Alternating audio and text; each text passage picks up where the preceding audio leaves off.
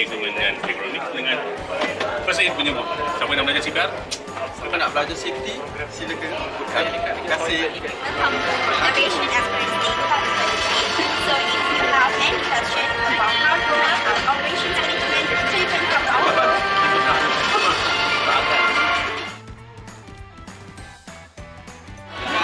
Kita sedang mengadakan satu event yang diberi nama Aviation Experience Day.